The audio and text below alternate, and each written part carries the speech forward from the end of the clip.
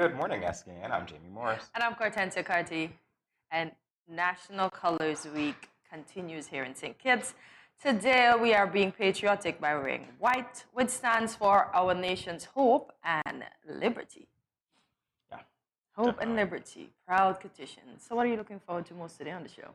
Well, I know first up we ought to have Clement Jomo Williams from Skylight to explain to us what's going on with load shedding and to give us updates. So we're looking forward to that.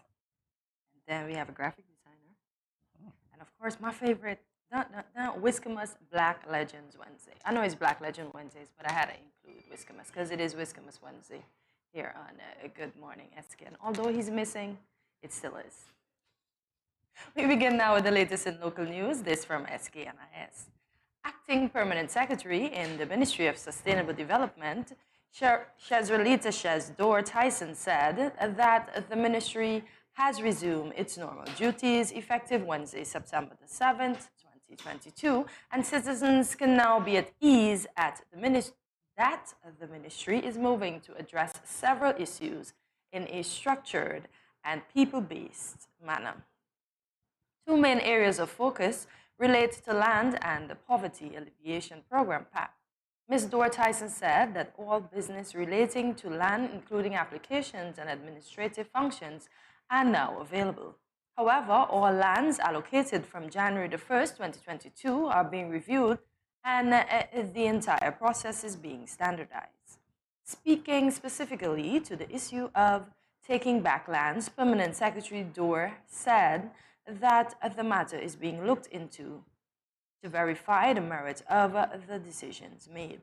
Permanent Secretary Dor stated, and quote, "Another matter of concern is the high volume of people who are coming to the ministry with lands that were revoked. In many cases, many of these persons paid off for the land. As to why the lands were revoked, we are not sure. Some would have paid regularly, but may have faltered during COVID. And to me, that is not enough justification to revoke someone's land. So we're going to look at those matters and deal with them. We are going to investigate why these lands were revoked. And as much as possible, we are going to rectify the situation." I know some folks who had that happen to them, even though they were paying, they took their lands back. So they're dealing with them now in court. Oh, they are? Yes. Okay, well, obviously they're going to be looking into that. So that's something that I heard through the pipeline as well, through the grapevine, I should say as well, and pipelines. Yes. So obviously something to look into. We're moving on. McKnight Group continues donations to Irish Town Primary School. This is from SKN Vibes. The Concerned Citizens for a Better McKnight, CCBM, continued its annual gesture of giving back to the community when it donated to students of the Irish Town Primary School on September 9th. At a simple ceremony, Bernard B.T. Rollins told the grade 2 recipients that the gesture would be of great assistance to them and their parents. Under the donation, which is in its 12th year, 23 backpacks were handed over with each containing 3 exercise books, 3 pencils, 1 ruler, 1 box of crayons, 1 pencil case, 1 large eraser, 2 pens, 1 pair of scissors, 3 pencil top erasers, 1 sharpener, and 2 glue sticks. Ms. Cynthia Maxwell of the area will be distributing these supplies. She teaches at the institution and is a 39-year veteran in the teaching profession. The CCBM has been making significant contributions to the welfare and education of students from the area, as in July this year, the AAA award was presented to Alyssa Guyton, who was deemed the top student that excelled in the areas of academics, athletics, and attitude. Ms. Guyton received a gift certificate of EC $700, which goes towards purchasing her uniforms and textbooks for entry into high school. Rollins encouraged the students to continue working hard in school and to do their best to achieve a better future. And as always, it's great when community organizations give back, and that's exactly what they're doing. Exactly. So in the future, the kids can come and say, "I got this," so they can in turn give back as well. We continue now. This from SKNIS. Renowned Kittitian-born photographer and professor at Gutman College of the City University of New York, Tao Batiste, will deliver the feature address at the 2022 Prime Minister's Independence Lecture Series slated for Wednesday, that's today, Wednesday, September 14th at the St. Kitts Marriott Resort Ballroom starting at 7:30 p.m. In a brief interview with St. Kitts and Nevis Information Service, SKNIS, Mr. Batiste said that he is honored to be selected to speak. And quote, I am tremendously humbled that I have been chosen to share at such a powerful event. It is indeed a high honor to have this reasoning with my people, especially with the young minds that will be in the audience. I feel very inspired. The more I live, the more I realize that to serve as a positive inspiration is one of the noblest contributions, end quote. When asked about what the audience can expect, he said, it all remains to be seen and heard. Because I literally use images and words, I hope, though, that by sharing bits of my own journey, I can speak some fresh thinking about who we are individually and nationally and who we can be. He described the lecture series as an opportunity to showcase successful personalities who positively engage with persons from all walks of life. So looking forward to that.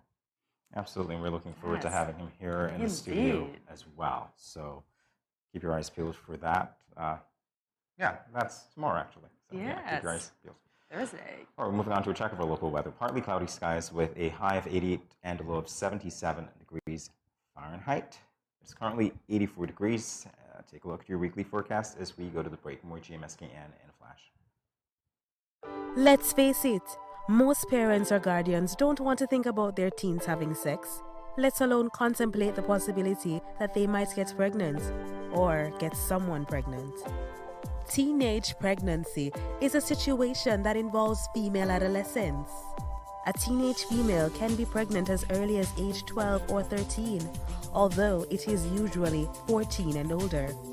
The fact that teenagers become pregnant is related to many factors. Here are some tips to decrease teen pregnancy. Teach teenagers comprehensive sex education. Target messages at teen boys, not just girls. Get the whole community involved. Encourage mentoring, parental involvement, and support. This message was brought to you by Project Viola through the Department of Gender Affairs with support from the Basic Needs Trust Fund and the Caribbean Development Bank.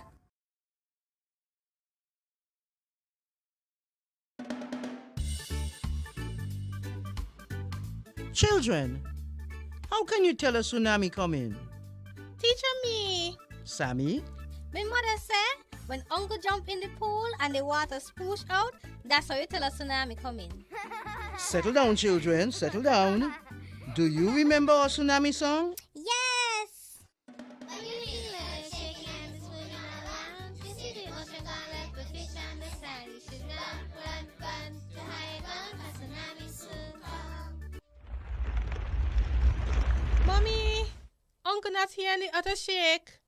Hush your mouth. Daddy, Uncle not here and the sea gone. Who cares? You don't see all them free fish? Quick, give me the bag. This is how you tell a tsunami a come. Teacher says so. I would have failed in school, you know. Sammy, come, let me go. They would have failed anyhow. Let me run, see Sammy.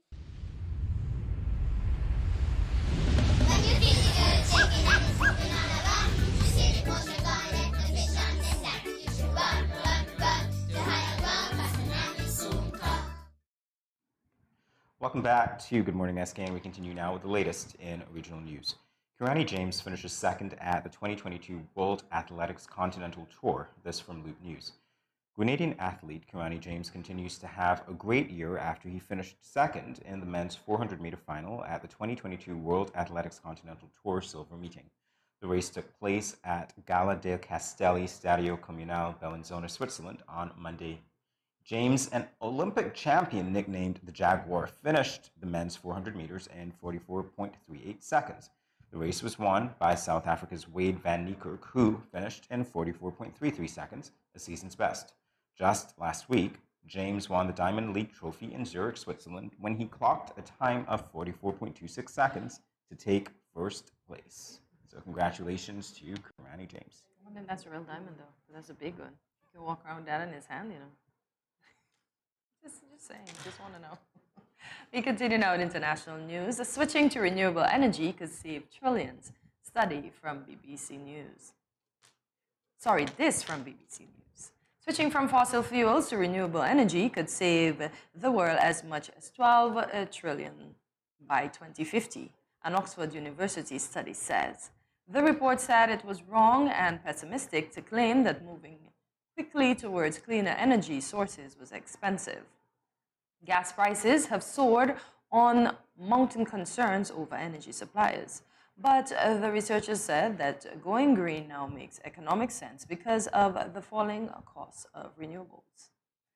Professor Doyne Farmer said the Institute for New Economic Thinking at the Oxford Martin School told BBC News, and quote, even if you are a climate denier, you should be on board with what we're advocating. Our central conclusion is that we should go full speed ahead with the green energy transition because it is going to save us money, end quote. The report findings are based on looking at historic price data for renewables and fossil fuels and then modeling how they're likely to change in the future. The data from fossil fuel goes from 2020 back more than 100 years and shows that after accounting for inflation and market of volatility, the price hasn't changed much. So it's a good time to go green. Yes. So That's should what that we, study reveals. a good time to go green. Does that mean us as well? Yes. Why not? Hey, we have our energy talk coming up after the break, so we could even ask. We could even ask our next guest. But I meant changing colors like chameleon. No, not changing colors. Not changing colors at all. Not going green with you. In that regard. Well, there you have it for regional and international news. As Jamie said, we have so much more up next. Juma Williams, stay tuned.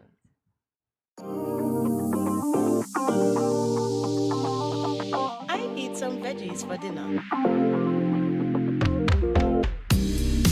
Let me just check the amount of sodium in this can. Oh no, this is too much. Let me try our next option. They did say it's healthy to consume less salt. This is much better. I am salt smart.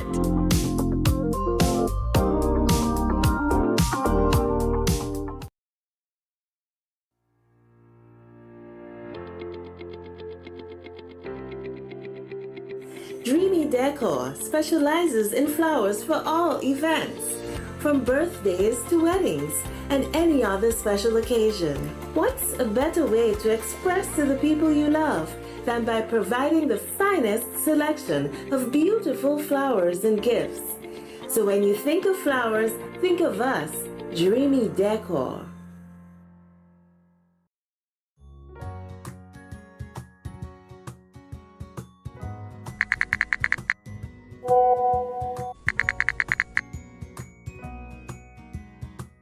Hey, my friend, what going on? Not a thing.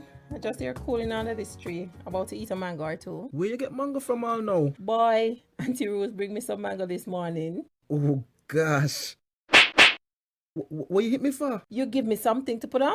Girl, you can't just come tempting me with these juicy round pally mangoes and expect me not to want some. Just because something looks appealing and you want it, doesn't mean you are entitled to it and that you should touch or take it. Your mother ain't teach you manners. Ask for consent first before you touch up the mango them. But why ask? And if it's dear, it's dear. Just take it. Why ask? Simple. If it is mine and you ain't asked for it, it is called, wait for it, stealing. That's true. My bad. Okay. May I please have some mangoes? I don't know. After that spectacle, I ain't sure I want to give you any. You see that? But I ask. Just because you ask doesn't mean I have to give. It is still my mangoes. So what you tell me ask for then? Because consent is everything. Had you asked first, I would have been more inclined to give you one. And just because you ask doesn't mean I have to give you. You got it? Okay, I got it. Now, may I please have some mangoes? Only because you're my friend and I like you. but that still don't mean you're entitled to it. Okay, I get it. Good. Don't leave your mango skin on the ground, eh? If you understand the importance of asking for someone's consent for a mango, then it shouldn't be too hard to understand consent when it comes to sex. The power of consent is everything. Ask first. If you or a friend has been sexually assaulted, please call 465-5000 for the Counseling Center. This message was brought to you by No Judgment SKN and sponsored by the Basic Needs Trust Fund, the Department of Gender Affairs, and the Caribbean Development Bank.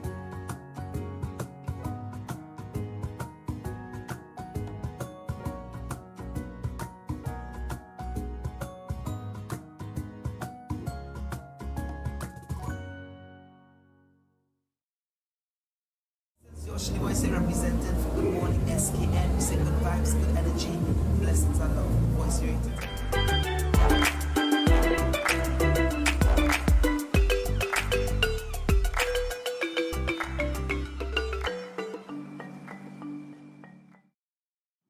Welcome back to Good Morning SKN.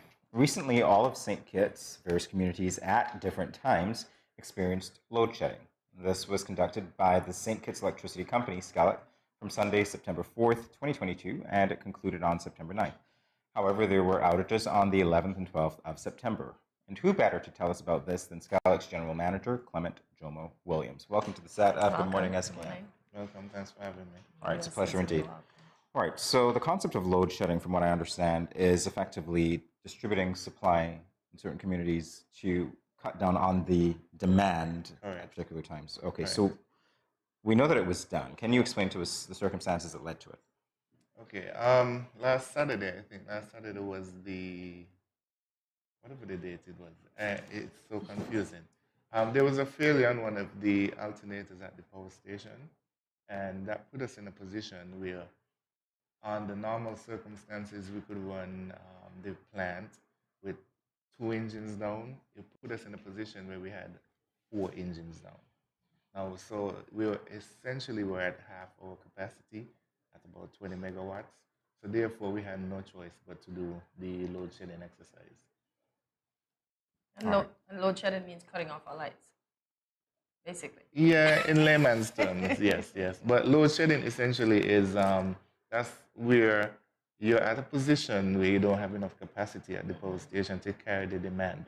So what you do is sequentially shed load on the system so that you're able to provide some electricity to persons who are still connected, but you do it in a round robin type of way so that everybody gets a turn. So why did the load shedding conclude quicker than anticipating, or did it really, judging from the fact that certain areas of Bastard lost power after it was said that everything was addressed? Well, the situation is dynamic. As you would expect, we're not out of the woods.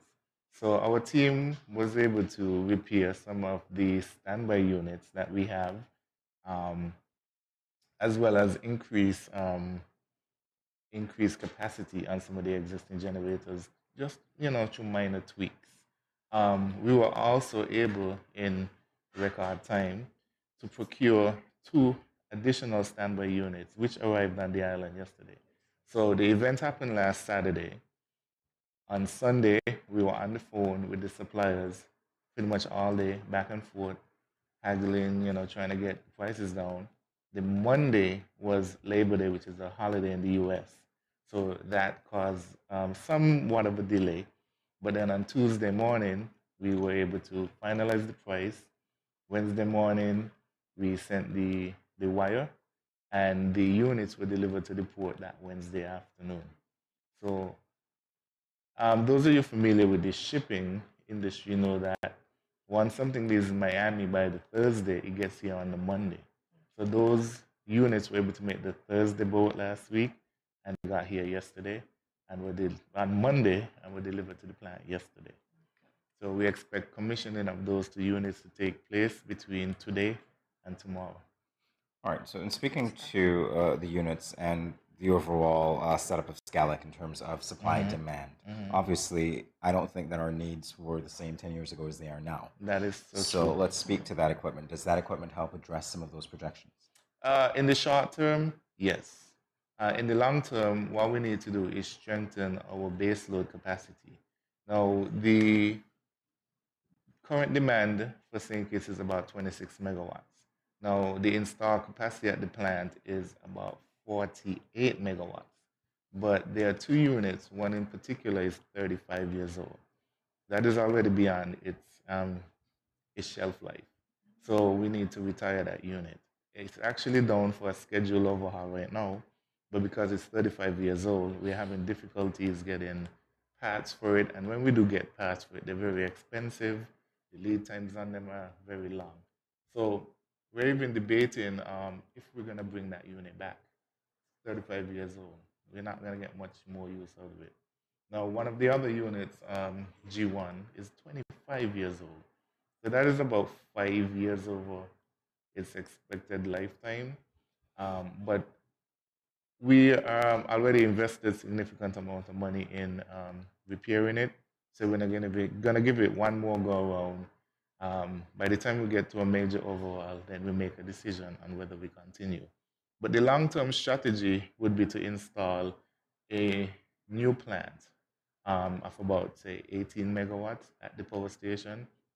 We have had some discussions with suppliers.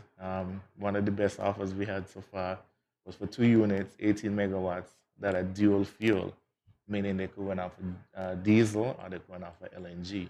Now, we currently use diesel, but we're thinking about transitioning to LNG, which is a cleaner burning fuel, which allows us to be more environmentally friendly, and you can eventually receive carbon credits for reducing your carbon emissions. That's very good to know. I'm just thinking about the age of those 2 machines. They didn't even get it to mid-age, did they? That's correct. The last time we installed firm capacity, as in base load capacity at the power station, was about 2011. Ultimately, SCALEC is run by board of directors. I answer to the board of directors, and the board in turn answers to the shareholder, who in fact is the government of St. Kitts. So SCALEC is a company run by a board that is owned by the government. So we have been making pleas to the shareholder to assist in developing out that firm capacity. And it was not until we had that recent failure that we've received firm commitment from the shareholder to do so. So last unit, 2011. Hopefully the next unit will be 2022, 2023. All right, we're going to hold you to that. We'll take a break. We'll be back with more with Drummer Williams in a second. Stay tuned. These teen boys nowadays get me so upset. I see these teen girls with their big bellies, and you want to tell me y'all couldn't protect her and yourself? Come on. Now don't tell me no stupidness about you feel embarrassed about getting a pack of condoms or asking somebody for one. That ain't nothing to be ashamed about. You should be proud that you are making a wise decision, but you still have to abstain from having sex with someone under the age of consent. If your boys are pressuring you to have sex and you don't want to, then don't. You are in charge of your life, not them. I heard another one saying it's sweeter without a condom. But my granny always told me, no glove, no love. So let me tell you something. It's sweeter to have money in your pockets and not have to support a child at that young age. Before I say anything else, the best way to prevent teenage pregnancy is to abstain. In other words, no do it. Let me talk to the big men troubling underage girls. Why you sleeping with your daughter? You not live clean. Your girl at 16, and your daughter at 13. So girl a look me, but me no inna that. Big man no deal with back pan back. You understand where I'm coming from, right? This message was brought to you by Project Viola through the Department of Gender Affairs with support from the Basic Needs Trust Fund and the Caribbean Development Bank. Where are you going? I just mopped the floor and now the chair leaving marks all over the place.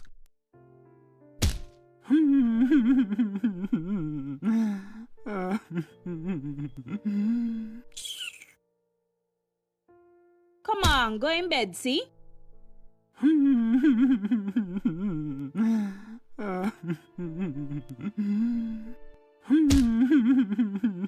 Sometimes I just can't take you on.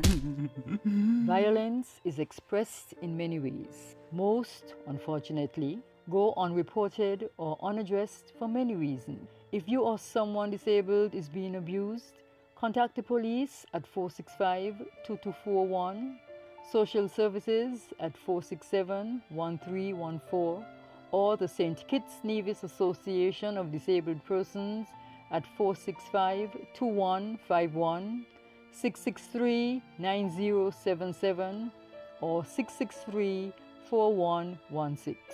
This message was brought to you by the Department of Gender Affairs in collaboration with the Pan American Health Organization, PAHO.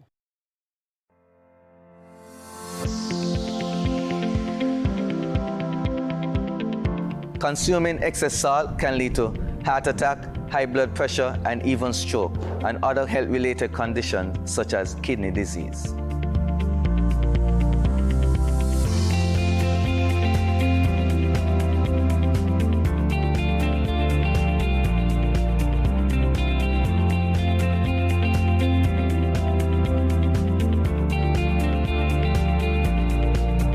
Welcome back to Good Morning SKN. We are here for GMSKN Nation. We wanted to inform you. We want you to be informed. And the general manager of Skellig, Clement Joma Williams, has been doing just this. So let's continue. So Joma, I wanted to know, in the last 10 years, how were the upgrades for the infrastructure and the plant? And also, what does Skellig needs to gain adequate operational status? That's a very interesting question, a very loaded question. In the past 10 years, Skellig on a whole has made significant strides. Now, if I take it by section, if you look at the administrative section, that's where you pay your bills and everything, we'd offered a number of services, including eBiz, IVR. eBiz is the online platform where you pay. We renovated the website to make it more user-friendly. We've incorporated IVR, which is interactive voice recording, where you could actually pay your phone on the bill. You could actually call in and find out what your balance is and everything. So those services are some of the services that we've implemented over the past 10 years. From an infrastructural standpoint, that's the lines, the lampposts, the lines and everything. We made significant upgrades, including undergrounding of some of the major feeders, in particular the Bayford's feeder. And then we've done some underground projects between connecting Sandy Point and St. Paul so that you're able to backfeed in the event that your overhead lines go down. You have the underground infrastructure in place there.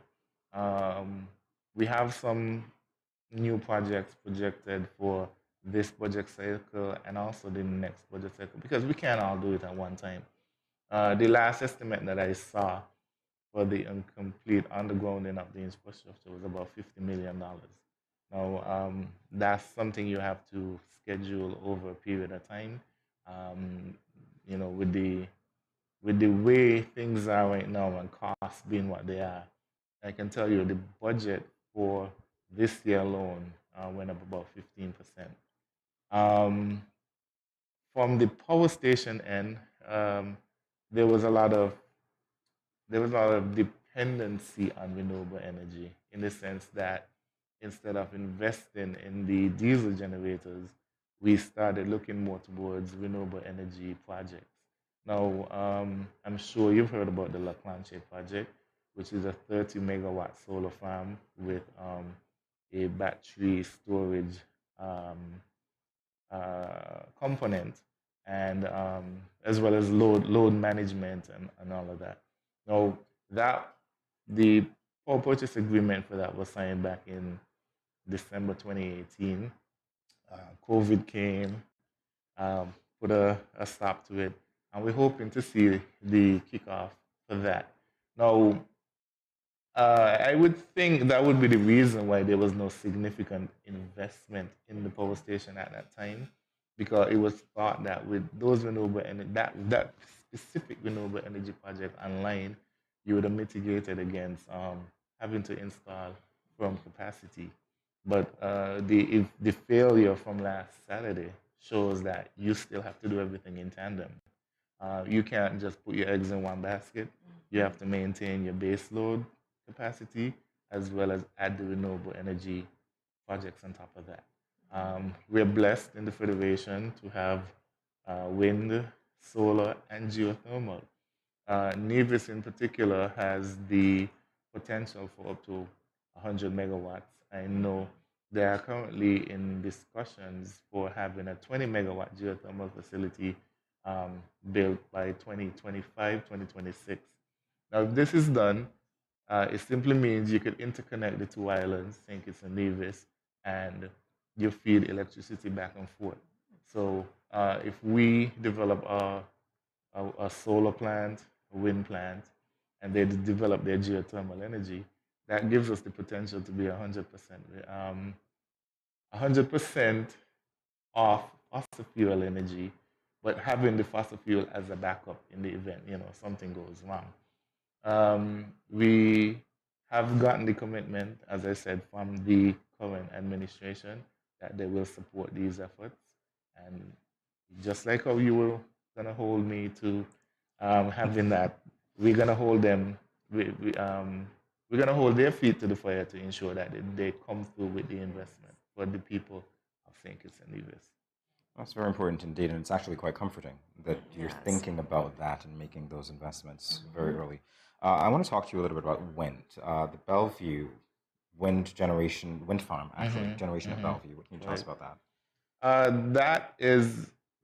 That wind farm for Bellevue is supposed to be about a 6 megawatt wind farm. We're in discussion. We're currently reviewing the power purchase agreement for that. I know the design has changed somewhat, because this is a project that has been on the table for some time.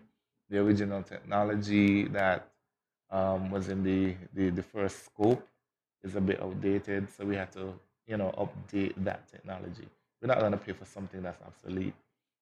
So it's been updated with the latest technology, and the discussions on that PPA is ongoing, with a review, I think, scheduled for next week, actually. So if all goes well and we sign off on that, we could see an additional 6 megawatts of wind capacity at Bellevue. All right, that's great. Very good. Well, we are almost out of time, but I do want to give you a final word. Something I have to ask you concerning investment of individuals and businesses in renewable energy equipment. What would you say to them? Now, renewable energy is the future. There are a lot of things that can be done on a personal level in terms of installing systems on your home, and it's going to be incumbent upon the government to make sure that these components can be bought by individuals duty-free, tax-free, so that it's affordable.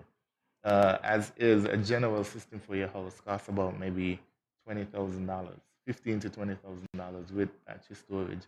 So if there are certain incentives that can be given to individuals to invest, to bring that cost down somewhat, I can guarantee that you're going to see your returns in just a couple of years. Now, at the same time, that's going to lead to some revenue erosion for Skelec, because essentially you're going to be off grid. But the trade-off is that we won't have to spend money for fuel for the generators. So it's, Catch-22 or win-win, depending on your perspective. Yes. Definitely. Well, gentlemen, it's always a pleasure catching up with you, and thank you for coming and shedding light on the load shedding and other things at Skelec. General Manager of Skelec, General Williams. Thanks again. Thank you. We'll be back with more GMS SKN in a moment. Stay tuned. It's been 6 months now and Glenn hasn't been working. His attitude has completely changed and he's been leaving the house every day for hours and liming with his friends and coming home drunk and causing confusion. Gloria, this is what you cooked today? This is not enough food for a big man like me. But Glenn, it's been 6 months now. You haven't given me any money to shop for food. Okay, so what you want me to do if my boss ain't called me out for work as yet? Look for a different job now. What you just said to me? Get a next job. What? Help! Let me go! Let go what? Yeah, let's see what really happened. Let go what? Watch your mouth with me now. The reason Mom and Dad fight, when are they going to stop? Domestic violence is not just physical, it's mental, emotional, economical, and psychological. If you, your friend or family member is being abused, you can contact one of the numbers listed below for help. Department of Gender Affairs 662-5492, Special Victims Unit 662-7077, Counseling Unit 465-5000. This message was brought to you by the Department of Gender Affairs in collaboration with the Ministry of Health and the Pan American Health Organization.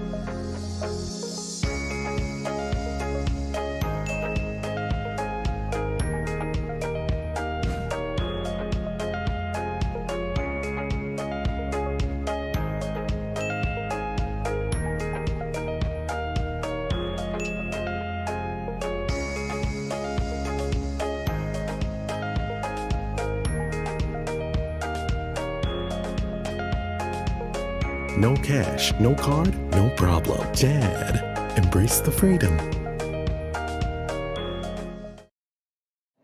各位朋友，大家好. Greetings, my lovely people. I'm Chantel, residing in Taiwan. 12 hours time difference. It's nighttime here, morning time in SK. I'm busy and on the go. However, I always manage to keep up to date with what's happening in SK. All thanks to Good Morning SKN. Good morning SKN. Ciao bango.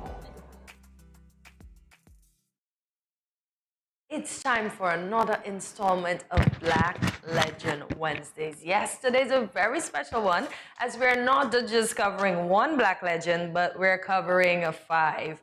These 5 individuals are our national heroes. Yes, they are. They all made a significant contribution to our nation's development. Each of them is greatly admired for their noble character and outstanding achievements. Today, it gives us great pleasure to speak about, you want to take it away, RLB? Sounds like a rap, right? The Right Excellent Sir Robert Llewellyn Bradshaw. He's the first. He is indeed. Then the Right Excellent Sir Paul Southwell. Followed by the Right Excellent Joseph Nathaniel France. Then the Right Excellent Simeon Daniel. And rounding things out, the Right Excellent Kennedy Simmons. And the only living Black legend right now, right? Yes. Yes, everybody else sort of passed on. So let's find out more about these 5 great men. So I hope behind them were 5 great women. Well, I know there's still one great woman behind that last great man that we mentioned right there. Yes, Mistress Simmons. So, Mr. Bradshaw, the Right Excellent Sir Robert Llewellyn Bradshaw was born on the 16th of September. So we will be celebrating his birthday come Friday in the year 1916 in the St. Paul's Capister village in the St. Kitts. His mother, Mary Jane Francis, was a domestic servant, and his father, William Bradshaw, was a blacksmith. Bradshaw was raised by his grandmother after his father moved to the U.S. when he was just 9 months old. Bradshaw died on the 23rd May 1978 at his home in Bastille. And this seems eerily familiar. Yes. Yes, it does. So we'll be partying on Friday. Party. Oh, really? Is that what? It's Papa Bradshaw's If you say so. birthday. I'll see the pictures come Monday. All right, we're going to talk about the legacy of RLB. In 1996, Bradshaw was posthumously awarded the title of First National Hero by the National Assembly of St. Kitts and Nevis and is honored annually on National Heroes Day, which is observed every year on his birthday. On National Heroes Day in 1998, the Golden Rock Airport in St. Kitts was renamed the Robert Llewellyn Bradshaw International Airport in his honor. Yes, and it does have a nice ring to it. Yeah. In 2007, the Robert Llewellyn Bradshaw Memorial Park was dedicated at his birthplace in St. Paul's on the 17th September 2010. The Robert Llewellyn Bradshaw building was dedicated on the Windsor University School of Medicine campus in Keon. All right, so everywhere you go in St. Kitts, basically, there's a piece of him. Right, his name. Yes. Be there. I like his statue, though. Yeah, it's Out of the actually wind. quite iconic. Yeah. And how do I put this? The height Yes. of it, the grandness of it. Yeah. It seems as if he's larger than life when you Indeed. look at Yeah. that. But wasn't he a tall guy of sorts? So I guess they kept that Yes. going. You stand next to that, you feel like a midget. He reminds me of, can I dare say Marcus Garvey? I don't know if there's any relation, but I do know who he is. Yeah, Mr. C.A. Paul Southwell. Yes. All right, so Caleb Azariah Paul Southwell was born in Dominica on the 18th of July, 1913. At 13 years of age, Southwell became a teacher and later joined the Leeward Islands Police Force in 1938. He served in Antigua, Montserrat, St. Kitts and Nevis, and Anguilla until he retired from the force in 1944. Very short career with the force, if you think about it. That was roughly 6 years. But I just learned today that he was born in Dominica. I thought he was born in St. Kitts. I never knew that. Never knew that. So Southwell joined the St. Kitts and Nevis Trades and Labor Union and St. Kitts and Nevis Workers League, now the St. Kitts and Nevis Labor Party, in 1946 and remained vice president of the union from 1946 until his death in 1979. So I missed him by a few years. Yes. I was going to say he assumed leadership roles, definitely. Yes, indeed. All right, so we are continuing to look at his legacy. In 2004, on the eve of celebrations to mark the 21st anniversary of independence, C.A. Southwell was given the title of Knight Commander of the National Hero posthumously. Sir Paul Southwell pioneered the economic diversification in St. Kitts and Nevis. As such, the industrial site is named in his honor and is called the C.A. Paul Southwell Industrial Park. So a little bit of history there on that one. Yes. It's what locals refer to as the industrial site. Yes, I know, and I'm picturing the little memorial that they have there for him. The memorial, let me not say little, but it's cute, you know, so I just thought I referred to it as a little in cute terms memorial. of the size, absolutely. Yeah, Right, yes. and I must say, Jeffrey and his assistants, they do a wonderful job making it look good. I can only imagine what it's going to look like come Friday. Man, I gotta go.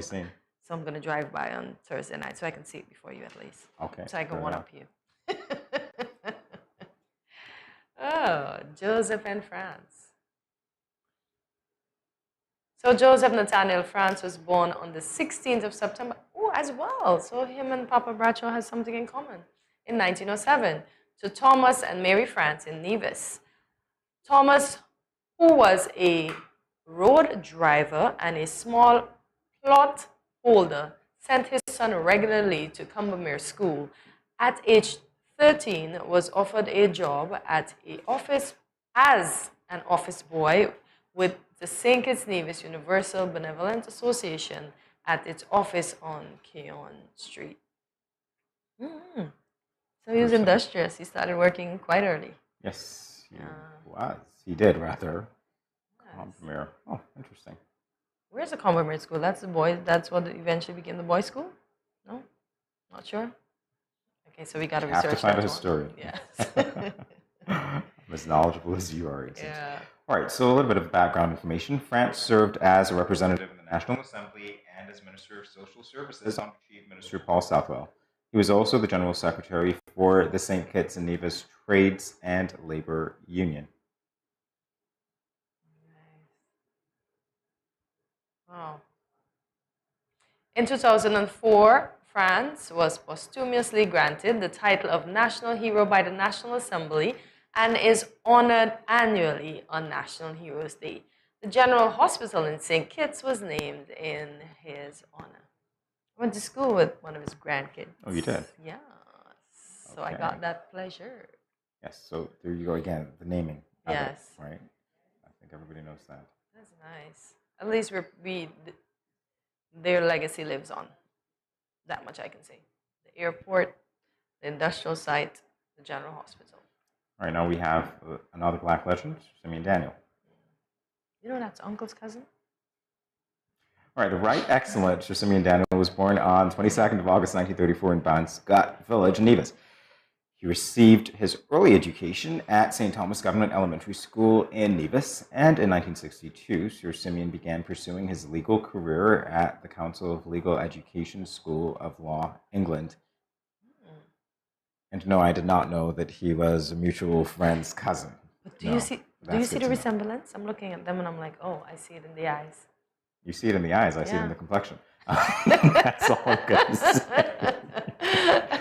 In 1996, he was admitted to the local bar. The following year, Sir Simeon was appointed Crown Counsel and later Registrar of the Supreme Court and additional magistrate in the state. He entered private practice in 1969 in St. Kitts, Nevis, and Anguilla. Private practice. Yeah. But all right, so we go on to the legacy. In 1970, Daniel helped to organize the Nevis Reformation Party, the NRP. The NRP, which Daniel headed from 1972 to 1980, successfully contested for more representation in the National Assembly and more services for the smaller island. As a result, Daniel served in the crucial positions of Minister of Finance and Minister of Nevis Affairs from 1980 to 1983. Daniel became the first Premier of Nevis. On May 27, 2012, 70-year-old Simeon Daniel died at his Nevis home after a long struggle with cancer. Then on September the 16th, 2013, Daniel was proclaimed a national hero. He was the second Nevisian to achieve national hero status following Joseph in France in the Federation's history. I didn't know that, so I learned something else today. So we have two Nevisians, one Dominican, and two Kittitians, if I dare say. Yeah. Yes. Nice. And finally, Sir Kennedy Simmons. The Right Excellent Kennedy Simmons was born in Bastyr on April 12, 1936. He graduated as a physician from the University of the West Indies in 1962. Simmons was a founding member of the People's Action Movement, or the PAM Party. When you say Simmons, that goes without saying anyway. I know, right? Simmons was the premier of St. Kitts and Nevis from the 21st of February 1980 until the Twin Islands state gained independence from the United Kingdom on the 19th of September 1983. Upon independence, he became the first Prime Minister of St. Kitts and Nevis and as such has been hailed the father of the nation. Ushered us into independence. In 2015, Sir Kennedy Simmons became the fifth person to be named a national hero by the St. Kitts and Nevis National Assembly and the first living person to receive this honor. In 2019, Simmons published an autobiography titled The Making of a National Hero. Oh. So there are our 5 local Black legends for now, Yes, 5 indeed. national heroes. Indeed. All right. So we continue GMSKN in a moment. Stay tuned.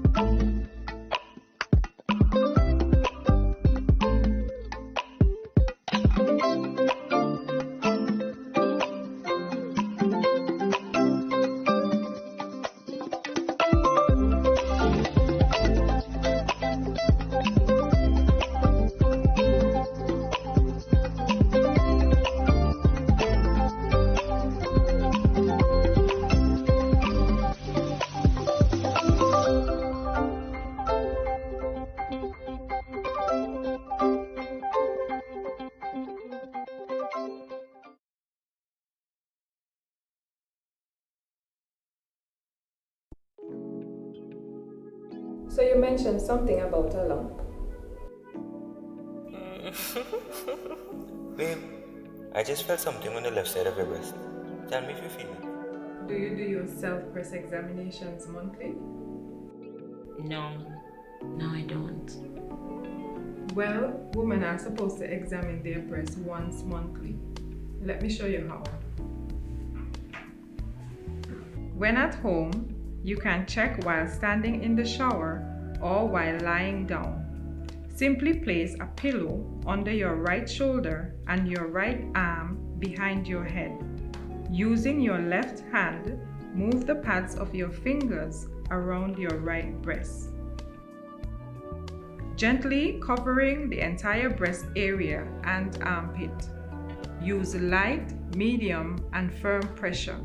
Squeeze the nipple and check for discharge and lumps. I did find a lump in the upper left breast. I am not sure what this means. Therefore, I need to refer you to the DMO, or you can see your private physician. The doctor is going to examine you and recommend ultrasound or a mammogram. Listen, not every lump is cancer. 80 to 85% of the time, the lumps found are benign. That means they are non-cancerous. Lumps in the female breast or armpit can be non-cancerous tissue growth or fluid buildup, or a number of things that can present themselves at various times. But sometimes it's a sign of cancer. That is why I am referring you to see the doctor. Okay, nurse. Thanks for...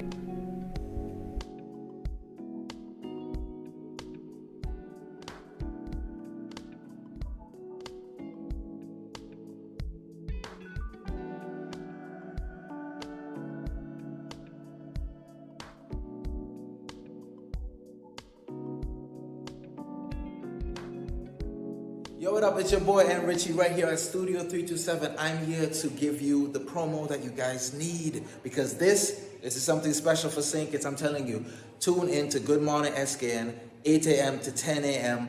on YouTube, Facebook, and on Moment Channel 4. Also, I realize nobody else is doing this. Follow the Good Morning SKN Instagram at Good Morning SKN, and the Studio 327 Inc. Instagram. Follow us on YouTube and Facebook. This is pretty long, but follow us, and yeah.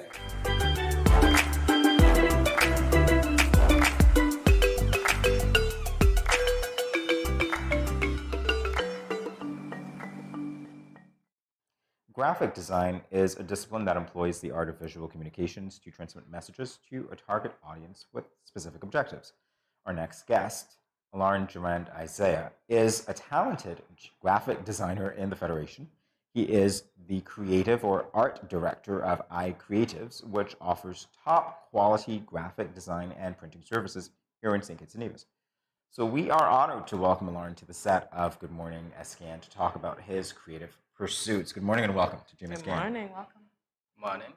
All right, so a little bit of history before we even get into the business side of things.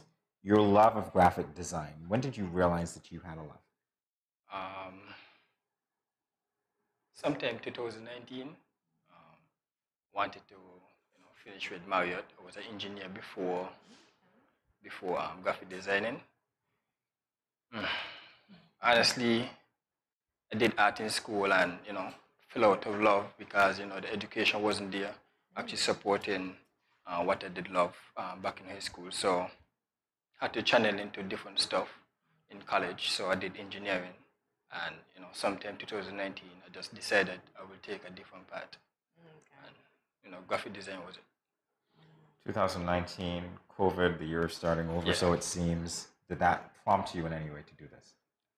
Well, COVID gave me a lot of time to actually plan my way with the graphic design, a lot of consistency, staying at home, designing for maybe 24 hours sometime, like no sleep.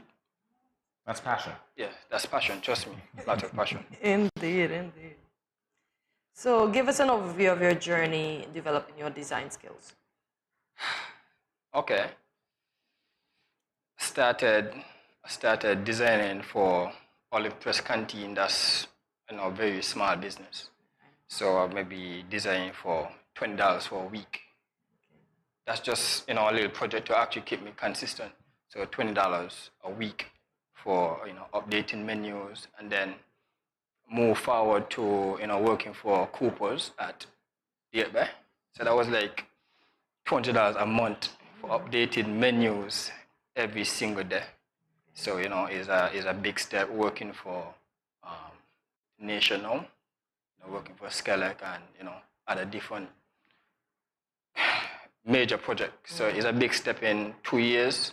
Trust me, it's a very big step, a very very big leap. So any challenges along the way?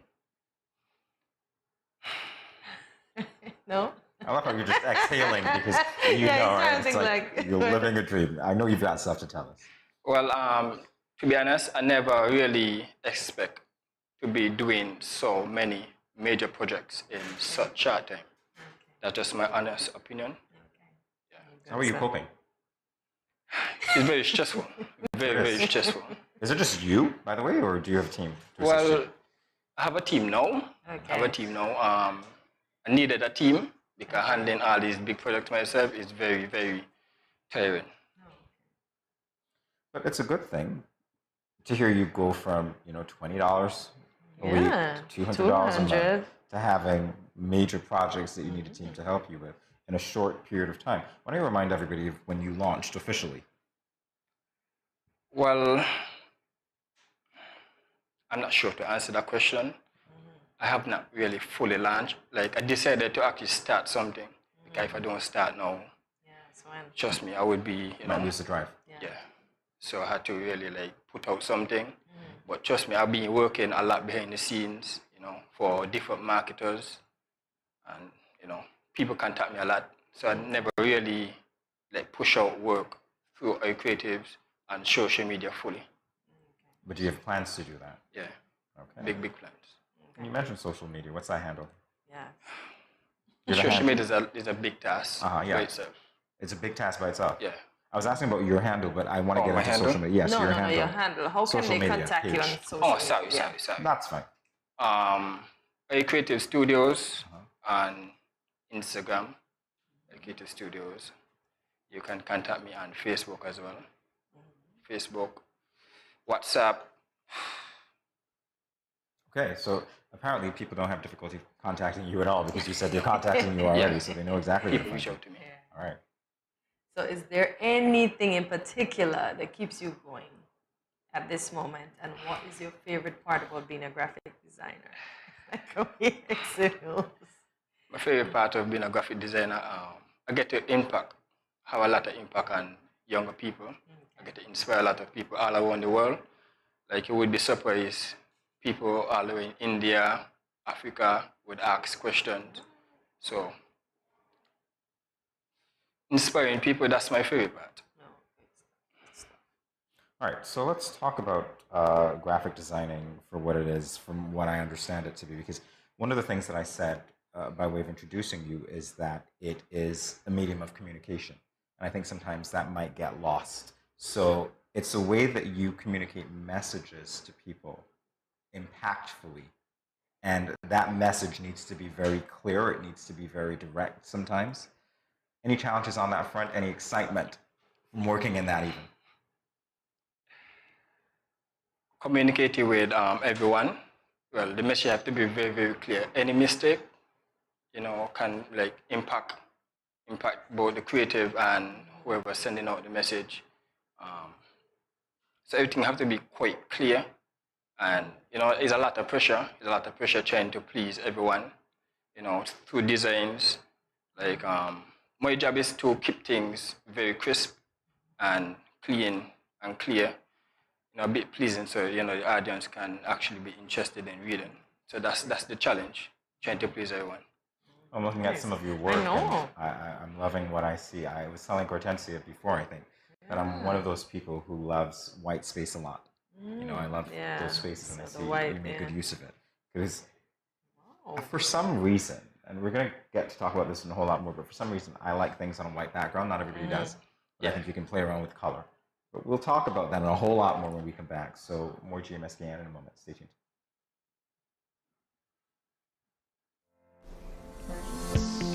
Consuming foods like bananas, potatoes, and dried peas and beans, such as lentils and kidney beans, contains potassium, which helps to reduce salt in the body.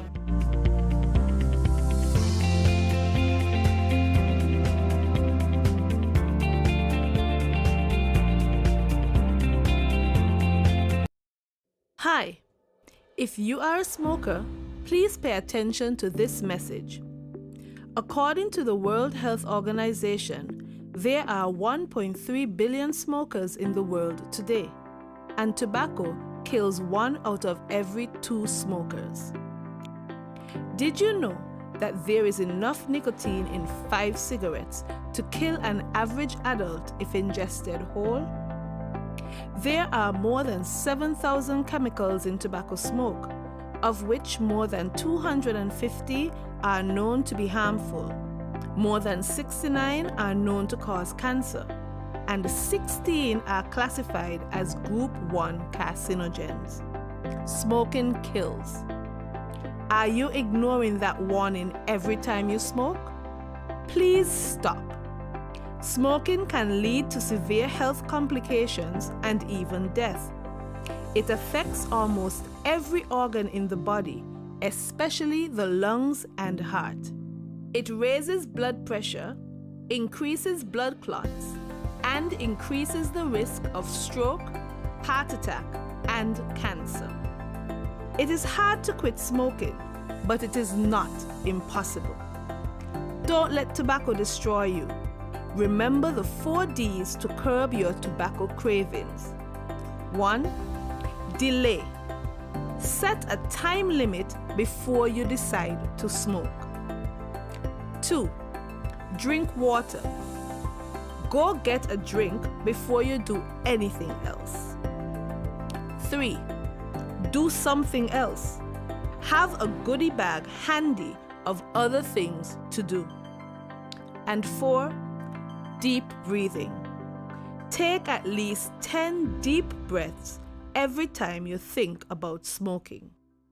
Quit smoking and live a longer and happier life. This message is brought to you by the Ministry of Health, St. Kitts and Nevis.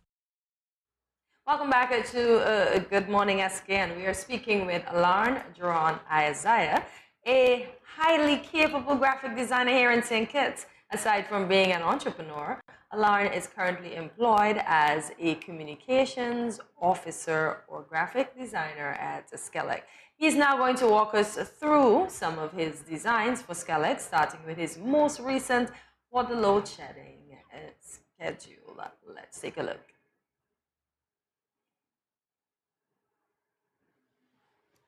So walk us through this one. Okay, so as you can see, is a bright orange. People have a bit of difficulty understanding why I chose orange. But orange is a sign of, safety. Orange speak a lot about Correct. safety. And, the other designs, green, the red, I'm not sure if you already saw them before. It's like color coded. So orange was the other option. And, the picture is a bit like to keep people attention. Like to see words only would be a lot challenging, So I just added the photo, I speak a lot more about skeleton, try ease the pressure for people reading bad news. Oh, okay. So you have, is this one of the local workers with the big smile that's just engaging us right local here? worker. Okay. Yeah. He work at Generation. Oh, okay. So he represent the team working on the load shedding. Oh, okay. Good stuff. Well, I love your use of images to the left, and I love your divisions as well. So everything, it's like you want to know something, you go to that particular area. Yeah. And again, the use of the color, how they alternate, the backgrounds. Impressive. Very impressive. And you were saying people oftentimes don't know that the designs are local. They oftentimes think they're generated from overseas. Yeah. Well, folks, now you know, and you heard it here first, all local. We have the talent right here in St. Kitts. Okay, so some of those pieces that we saw, obviously you said you were working around the clock. How long did it take you to do that first one? I would say maybe an hour. Yeah, because the load shedding actually, happen overnight. Like these things, is not planned. So to actually get out the information before people actually start getting, crazy, actually, spend a lot of time, the PR, have to really plan and, try to ease people. So maybe an hour. And you were working with that time crunch as well because it needed to get out there. A lot of pressure, trust me. A lot of pressure. So are you always on call, would you say? Always on call. Oh, man. Wow. Alrighty, so there's another graphic that we're going to reference. Awesome. Nice. Walk us through that one. This one, placement. If you can look carefully, look at the lady's head. Everything is aligned. The colors, shows a lot of power. It does. The placement. Yeah, that's my favorite piece. Like for the whole year. Yeah. This is my favorite. What do you like about it, other than what you've said before? Why is it your favorite? I spent a lot of time creating this piece. Like it look so simple. Simple is more. Simple is more. Working with the ladies. Placing them. Selecting who is in front. It take a lot of pressure. Like who look like is the leader. Who is the leader? It a lot of pressure choosing who should be in front. A lot of pressure. It turned out really well. Quite honestly, it did. I'm loving it. Of course you are. It's impressive. And this one took you a lot longer than the last one because of the pressure and everything that went into it. Great work, absolutely great work. So for persons who may be interested in graphic designing, what advice do you have for them? Advice? First, you need an idea. You need somebody to actually inspire you, and you need to follow that one person all the way. You need to look at everything. You need to stay consistent with what they're doing as well as what you're doing yourself. You can't be in a graphic design field and decide to actually be still. You have to be very innovative and look forward to, a lot of different things. Like, you don't know what to expect at times. So, there's a lot of consistency and research. A lot of research, clearly.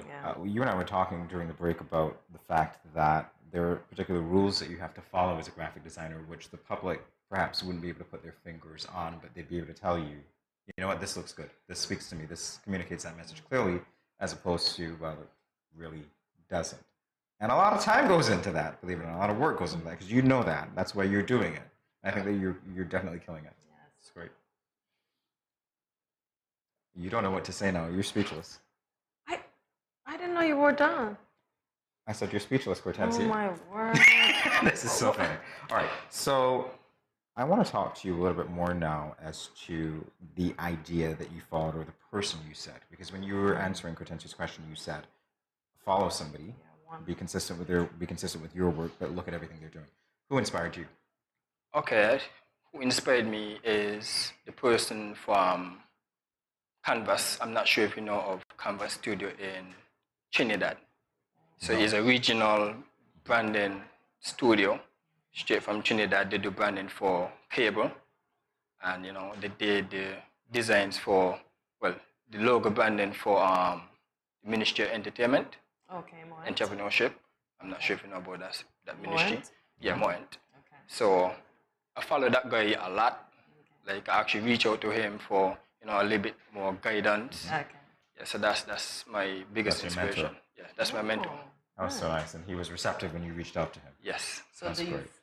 So do you still communicate and work together, and you bounce ideas off of each other? Every day I ask him questions, Doctor, try to help me because this field is a very, very broad field, and guidance is needed. Okay. So yeah, Canvas Studio from Trinidad. Well, you're going to make me look at it now. And you're going to make me look at the work that Skylark is doing and also our creatives as well. So, and now we know who's behind it. Absolutely right. Lauren, thank you. It's been a pleasure talking to you. Indeed. Thanks for having me. Our pleasure. GMSKN Nation, stay tuned. Much more after this, including me beating Jamie. So you know you got to stay tuned for that part. Say no to violence. Great news, everyone. SKN Moves is turning 3. And this year, we are going to celebrate bigly by bringing back the 7-week challenge. For week 1, we will focus on the importance of breastfeeding. In week 2, we will participate in the SKN Move anniversary walk. Week 3, let's watch the In Your Kitchen I Rep My Community competition finals. Week 4, a healthy drinking water challenge. During week 5, it's all about mindfulness and our mental health. And no, that's not all. In week 6, we will learn about self-care and management. The celebrations end in week 7 with the Caribbean Wellness Week activities, National Fruit Day and National Sneaker Day. Come participate, celebrate and enjoy. Join SKN Moves and let us move toward a healthier St. Kitts and Nevis.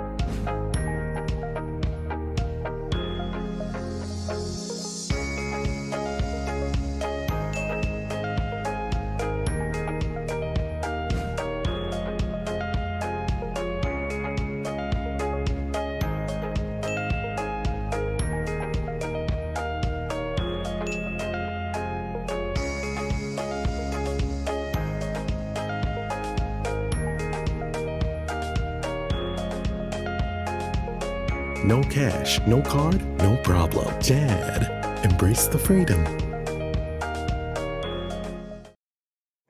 Good morning, SKN. This is Lyrical. I just want to say blessings to you.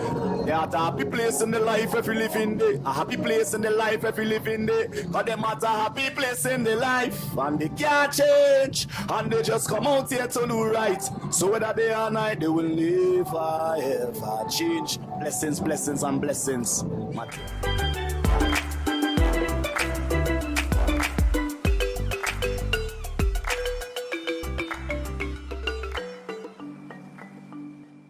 It is time to loosen up. So today we will be speaking about all things self-accountability and what that looks like for us. It is said that self-accountability can assist in achieving goals, assisting others, and developing critical self-management skills. So do you think you do a good job at holding yourself for things you have done, holding yourself accountable for things you have done or things you're supposed to do? Looks like you're holding me accountable right now. You're pointing that finger at me, Credencia. Is there something that you'd like to tell me? I don't know. Are you doing what you're supposed to do, sir? You know, I don't know. It depends. It depends on what it is. It depends on how objective I can be in any situation, as I suppose other people are. You know, depends. Sometimes yes, sometimes no. It's difficult to say, but hey, I'll say mostly yeah. I'm not holding myself accountable at all, especially my mouth. I'm eating too much. Wow. Yes. So I gotta hold myself accountable. I gotta stick to what I said. By the end of such and such, I will be such and such in LBS.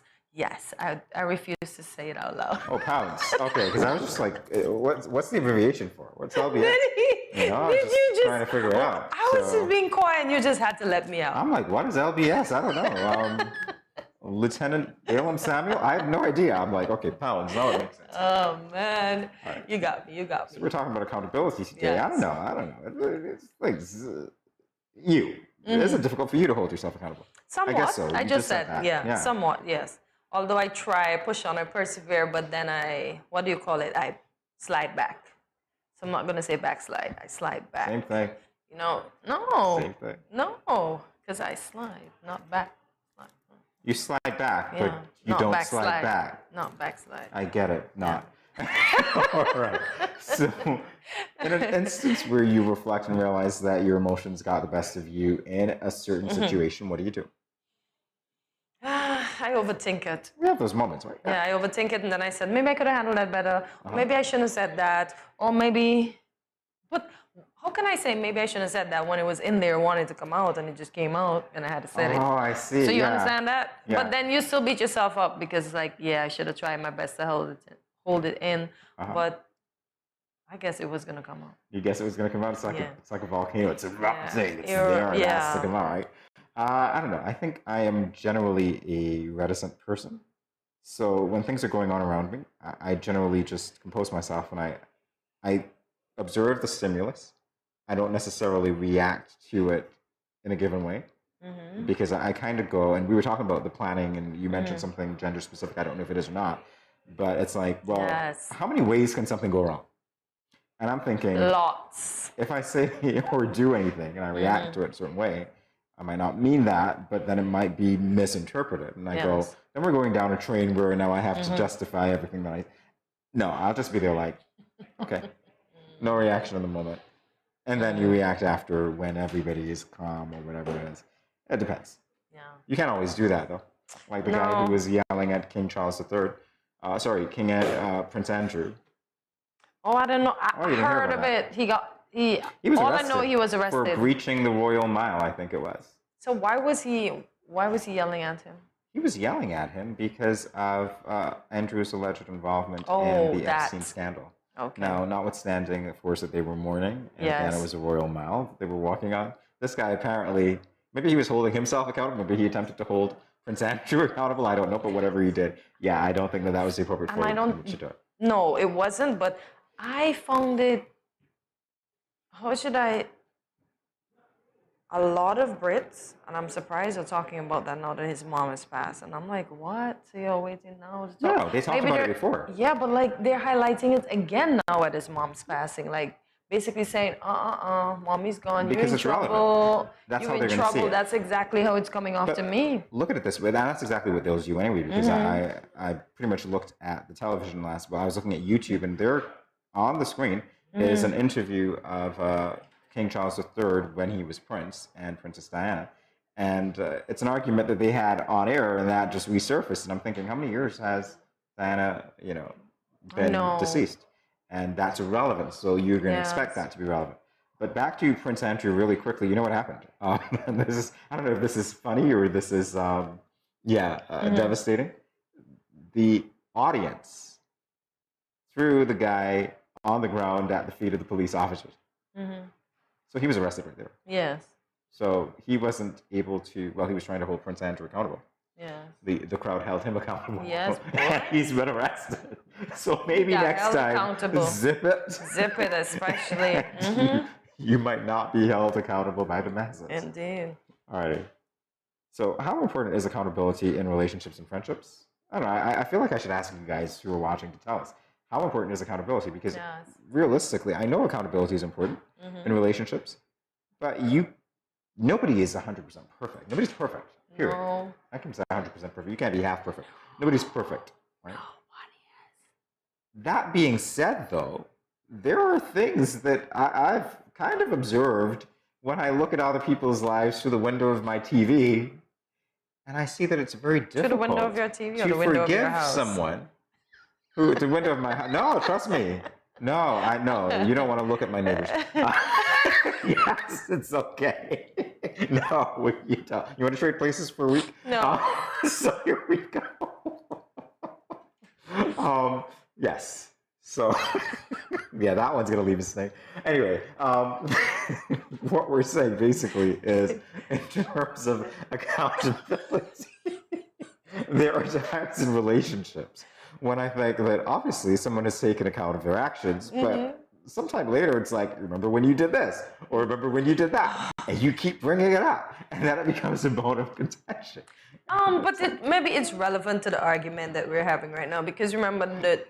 Oh, we're having an argument? I didn't know that. You see, maybe this is another thing. Is it gender specific? I don't know. I thought we were discussing. It's just relevant. It's relevant because the house now becomes court is in session. So it's relevant to the situation that's at hand. So I must, or I ought to remind you that on September this and this year, you did this at this time, and this is why it eventually led to this situation that is currently occurring at this present moment. Oh, that's so very nice. Guess what? If you're a guy, this is what guys will do. So in terms of relationships, because it could be any relationships, but we're talking about relationships.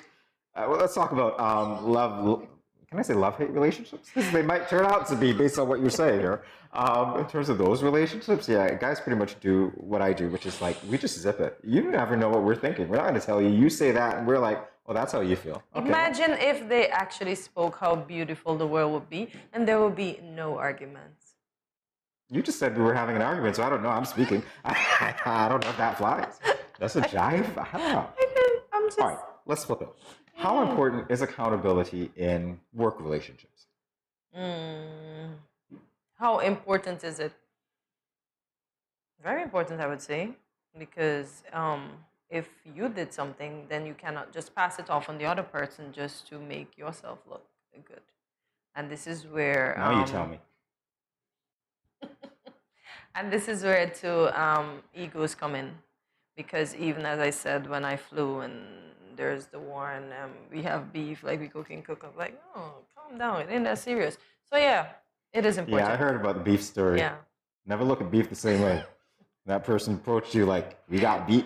Oh, we had beef. Cook up. That was your response. That was my exact response. You can From a ask. foodie. You know, I never looked at it that way. Yeah, I reference point was came food with portents, that. Yeah, it was just Your- morning, and I was just vibing. So I guess the cook up just matched. Yes. But I never thought about my relationship with food connoting to me saying we're not cooking cook up. Oh, wow. Wow. Apparently it did. So accountability is important It is important. in all sorts of relationships. Yeah, all sorts. Yes. And accountability could be a good thing because it keeps your standards high, right? It doesn't Very mean that you're high. accountable only when you make a mistake. It means you're accountable for what you've been assigned to do. Yeah. And you continue to maintain those standards and do what you have been tasked to do well. That's accountability to me as well, right? So there we are. I've been accountable to you. Yes. Talking about accountability, although Cortenti said we had an argument, don't know what that is. But hey, maybe guy-girl thing. I don't know. Maybe it's an argument to you. Maybe it's a discussion to me. Somebody gets that joke somewhere. Anyway, we'll be back in a moment. Stay tuned. Let's face it, most parents or guardians don't want to think about their teens having sex, let alone contemplate the possibility that they might get pregnant or get someone pregnant. Teenage pregnancy is a situation that involves female adolescents. A teenage female can be pregnant as early as age 12 or 13, although it is usually 14 and older. The fact that teenagers become pregnant is related to many factors. Here are some tips to decrease teen pregnancy. Teach teenagers comprehensive sex education. Target messages at teen boys, not just girls. Get the whole community involved. Encourage mentoring, parental involvement, and support. This message was brought to you by Project Viola through the Department of Gender Affairs with support from the Basic Needs Trust Fund and the Caribbean Development Bank. You ever hear Earthquake call and say, "Hello, Miss Lee, yes, it's me, Earthquake, I coming Tuesday around 10? No, sir. Earthquake does arrive unannounced, and when it come, it shake all sense and sensibility out of we. Remain calm, stay inside, and do the DCH. Drop, cover, hold on. Once the shaking starts, you know it's earthquake. Make a quick move to a safe place. Don't run to the door, we are in the exit. Stairs might block up or full of people. Elevator, avoid that, because you might get in and poof, power gone, and you're stuck in that box without ear. Take cover under a strong table or a bed, or crouch against an inside wall or in a corner, and cover your face and your head with your arms. Remember, DCH, drop, cover, hold on. Glass windows and doors, outside walls and doors in an earthquake, bad news. Take care yourself. Most injuries during earthquakes happen when something drop and hit people entering or exiting a building. Last thing, nobody run outside and ask, you feel it, you feel it? Remain calm, stay indoors until all the shaking stop, and do the DCH, drop, cover, hold on.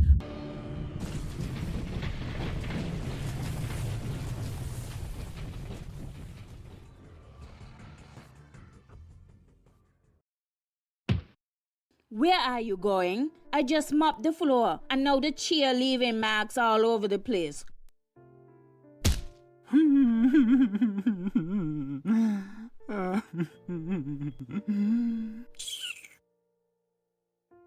Come on, go in bed, see?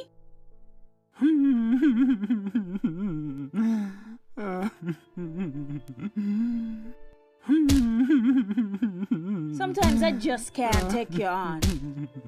Violence is expressed in many ways. Most, unfortunately, go unreported or unaddressed for many reasons. If you or someone disabled is being abused, contact the police at 465-2241, social services at 467-1314, or the St. Kitts Nevis Association of Disabled Persons at 465-2151, 663-9077, or 663-4116. This message was brought to you by the Department of Gender Affairs in collaboration with the Pan American Health Organization, PAHO. Good morning, SKN. This is Lyrical. I just want to say blessings to you. There are a happy place in the life if you live in there. A happy place in the life if you live in there. But them at a happy place in the life, and they can't change, and they just come out here to do right. So whether day or night, they will never ever change. Blessings, blessings, and blessings.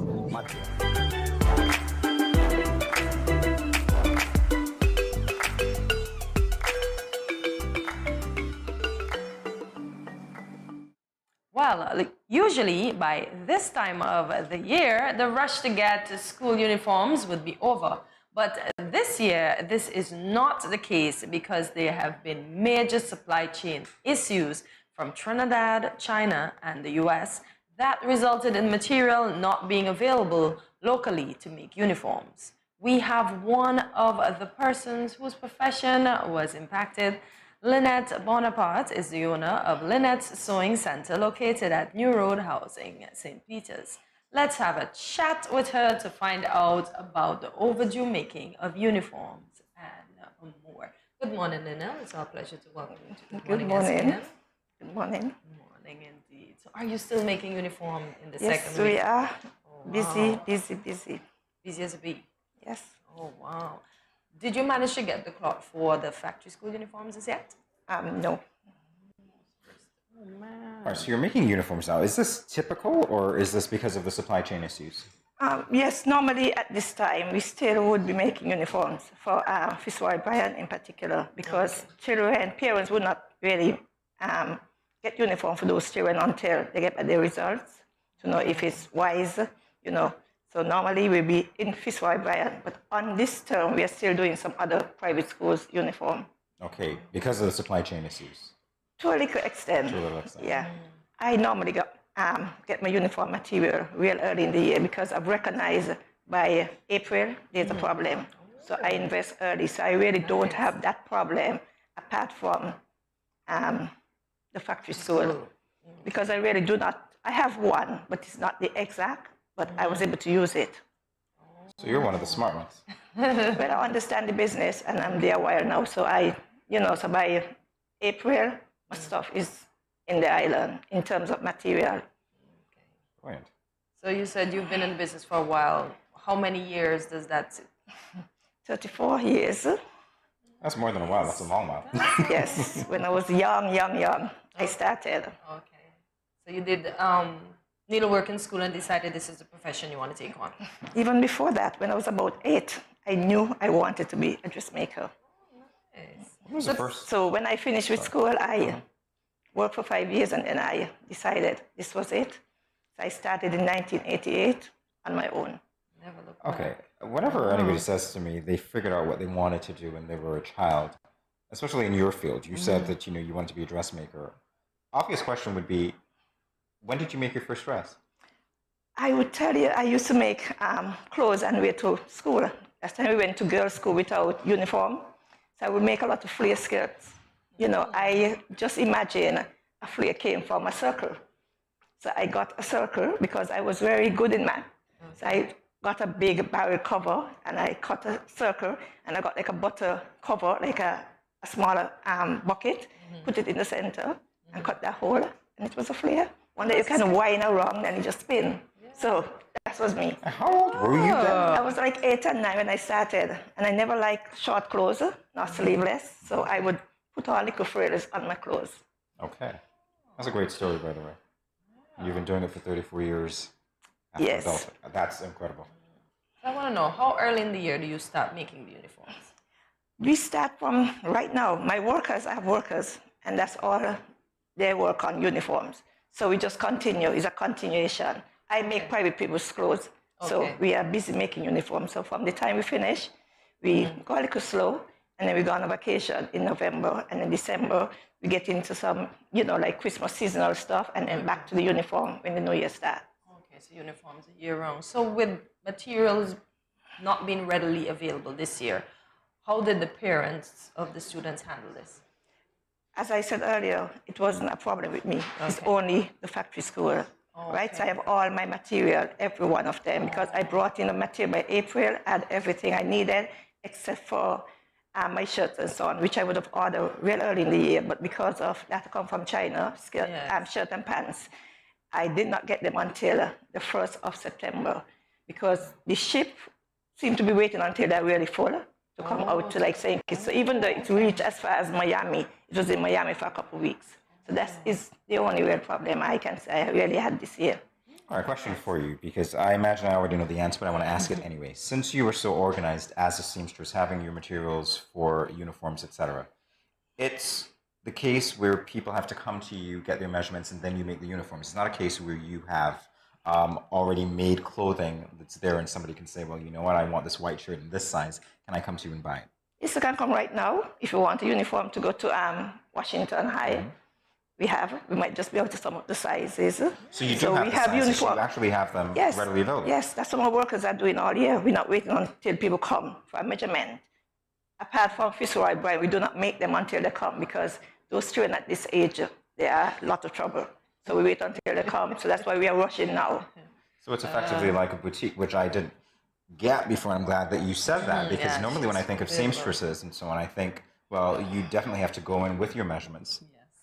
And then you get something made. To have you say that you have them readily available. If you're there trying to avoid the uniform rush, you know where to go to get it. It's already there. It's because you have charts, you have measurement charts you can use and fit, So only when we have a child which might be really oversized, for primary school, we have to make them. So that's what the rush is in the summer, because there are those, some kids who are really, really big, and there's some who are really, really small. Yes, so you have to do those. So those are the in-between, what keeps us really, really busy. And then, because we provide for social services, we don't know who's going to come. So sometimes we have to make more, because sometimes one size, even though we make a lot for every size, sometimes one size over is much more. So we have to double up. So if you say we're making 4 dozen of each, we might have a size there, we need 6 dozen. So then we have to go and rush on those within the time. And it's not that they send out the orders, the list early. You get them sometime late. Because we got a list Friday before, not last Friday, Friday before. And school is going to be opening on Wednesday. And some of those children just, Exactly. So, but I have to say that makes you a really savvy businesswoman as well, because you're not affected by the supply chain nearly as much as some other people.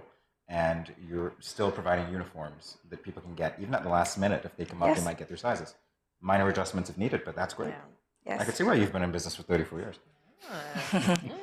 Well, I like what I do, so I guess it's not as difficult. I enjoy what I do. I wake up in the morning and I give God thanks that I'm alive, and I look forward to going to my business, and I feel good. So I don't feel a big pressure on me to say, Lord, today again. I'm excited about going to work. You're working for yourself. It also helps that you don't have the commute to work, doesn't it? Yes. Home-based, a few steps away.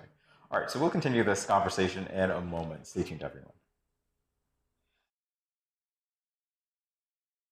Good morning. Good morning. This is Karen of Paris and support from Paris, Vermont. I want to encourage y'all to sign on to Good Morning SKN every morning from 8 to 10 at Studio 327.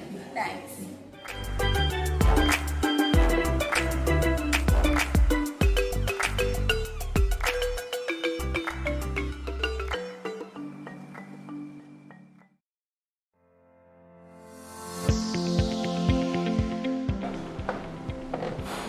Did you know that there are certain seasonings that contain more salt than you actually need? There are more natural, healthier ways to reduce the salt intake in your dishes by using natural things like onions, garlic, seasoned peppers, and even thyme and merengue powder.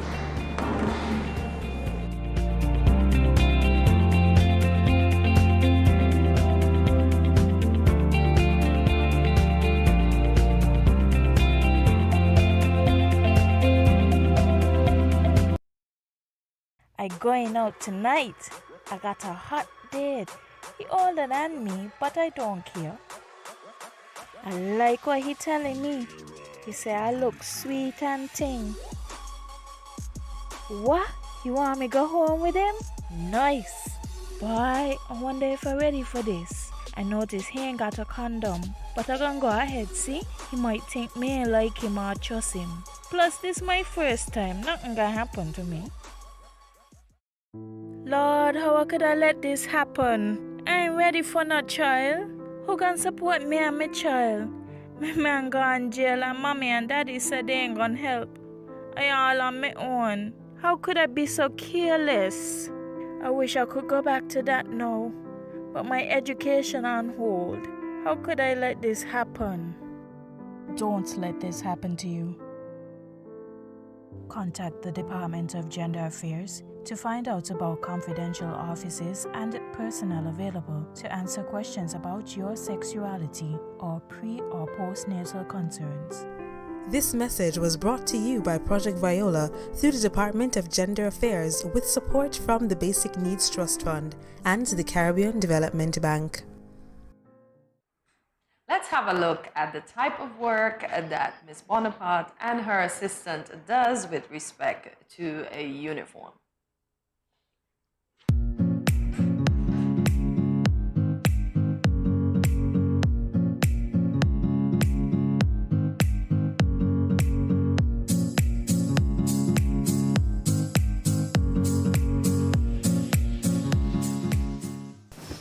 Yeah, I'm going to just show you a little PE skirt, right? This PE skirt is a skirt that you overlap with 2 buttons. So I'm going to just put in some pleats in it fast so you will understand what I'm talking about. But first of all, before we start putting the pleats, we normally measure out the size. we're going to make these pleats 1 inch in size. We're going to start 5 inches from the end of the material. We're going to start to measure. So I'm going to measure it off 5 inches, and then I will start to put in those pleats. So then we can just measure off like some 1 inch, right? Because we're going to make the pleat in 1 inch in size. So I have to measure off 1 inch short the cloth, right? So I'm going to go just 1 inch all the way till I get to the end where I want to reach. Then we start putting in the pleats, right? So I'm going to go towards the end. So we're going to take up number 1, 2, 3, because it's that 1 inch pleat. Each pleat taking up 3 inches in all, or really 2. So we have 1, 2, 3. So I'm going to take up the third, and carry it back to the first mark, which is there, right? And you put a pin to hold it. We're going to count this end where we just finished it. 1, 2, 3. So I take up the third one and I carry it next to 1, right? I'm not going to overlap them. I just carry it right next to it. So it's not resting on each one, but it's just sitting right next to where the first one just left off, right? So you're just sitting right next to it, but you're not overlapping anything. So now I count again, 1, 2, 3, and I take up the third one and I carry it to the first one, right next to it again. And this is what you do right until you reach to the end or the size that you need. Because you might not have to carry to the end if it's a tiny, tiny person. So you have the waist in mind, know what you're doing. So you have this piece, which is overlapping. Normally, let me just pull back the other side of the skirt. Just assuming that the pleat is completed, you'll have this pleat that is overlapping on top. And you have the 2 buttons there. So those are the pleats like that, right? So that's just a little explanation how we go about putting in pleats. Pleats is basically something we do all the time because most of our uniforms in St. Kitts have been pleats. So I will show you a finished product that you can understand exactly what I just said, right? That's the skirt here. So I'm going to close it now that you can understand. I don't have. So this is what I'm talking about when we overlap it here. This is actually a Keyon primary school. So you see this strip here. My name is Sabrina Walters Arthur, and I'm here doing buttonholes for CFBC. So the first thing we do, we measure the distance between the buttonholes them, which is about 3 1/4 each buttonhole. I'll make a buttonhole and show you.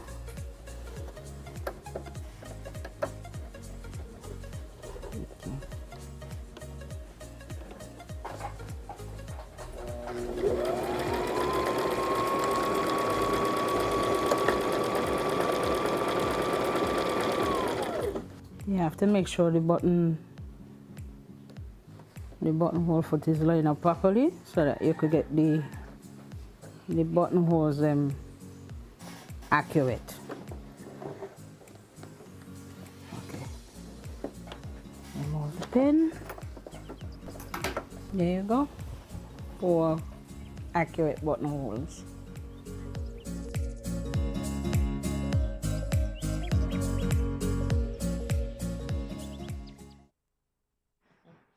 So that was quite a spectacular video of the work that you do.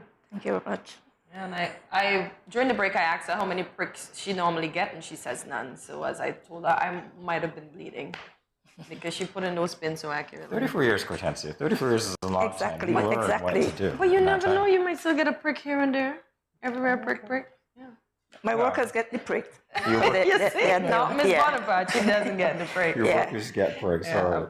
So perhaps that's something that you can teach them how not to get in your sewing classes, which I understand that you offer as well. Yes. That Sewing Center also is home to sewing classes. So why don't you tell us about these? Yes. Back in 1990, I did 10 years at the Venezuela Institute teaching sewing. So anyone could have registered and come to the classes. It was mainly teachers who took the opportunity to get into those classes. The class was really set up for mothers who was not well off, uneducated women. That's what the government was supposed to be doing, the Venezuelan government, but they did not turn up.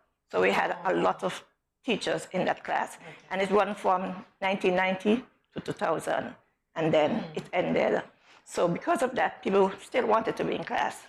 So they we did run a couple classes.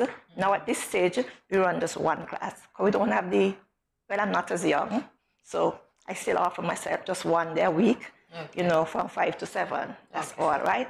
And unlike when they were at the Events Institute, they came free. They have to pay me, right? And that's the difference. When they would have paid me, you came to the class. Got you. So how many students do you accommodate? 6. 6. Okay. Yeah, just 6, because I want them to learn within the 2 hours. I don't want to have a big class and then they just can't, get enough. And so how long does this go on for?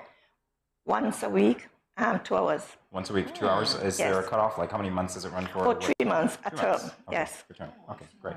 Well, 3 months, 6 months actually, but 3 months we do the skirt, and then we have the last one, which we get into dresses, blouses, and any other little household thing. So it's really a 6 months period. Okay, great. Nice. So, Ms. Bonaparte, if folks wanted, for those of us that don't know where you are, and we wanted to get in contact with you, can you look into that camera and give us your contact information? Okay, my name is Lynette Rowan Bonaparte, but my business name is Lynette Sewing Center. It's at New Road Housing. It's not difficult to find. You can actually go on social media and find the exact location by Googling it, but you just come up the road with the children's park and you will find Lynette Sewing Center. It's not a hard place to find, and we are there we open at 10 and close at 5. So we are available to anyone who want to come in, and we are well organized, and we behave ourselves well as well. A lot of wells there. Can't do better than that. And the clothing is good as well. Yes. There I go with the well again. Well, we will have to say our time is up today. It was indeed our pleasure speaking to you, Ms. Bonaparte. And we hope you being on Good Morning SKN will bring much more to your business. So we hope this is not our last conversation.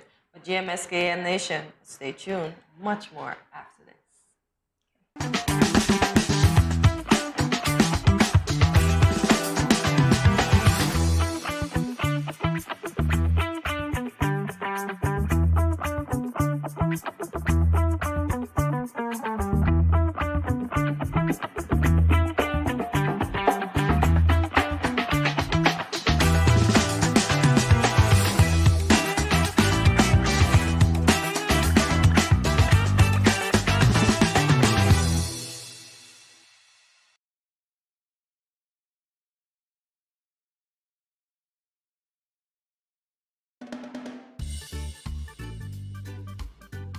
Children, how can you tell a tsunami coming?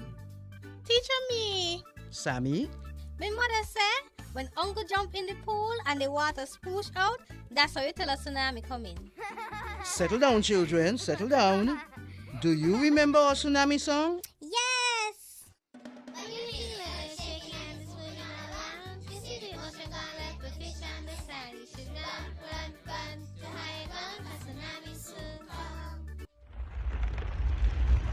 Mommy, Uncle not here in the other shake. Hush your mouth. Daddy, Uncle not here and the sea gone. Who cares? You don't see all them free fish? Quick, give me the bag. This is how you tell a tsunami a come. Teacher says so. I would have failed in school, you know. Sammy, come, let me go. They would have failed anyhow. Let me run, see, Sammy?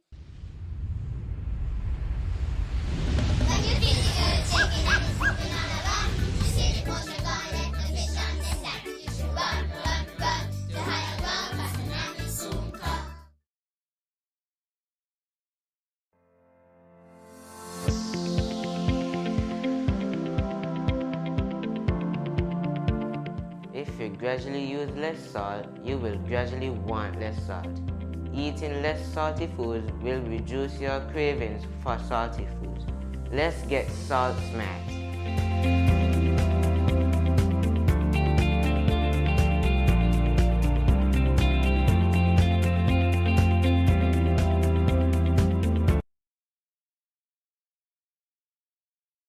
When growing your savings, where you save matters more than you think.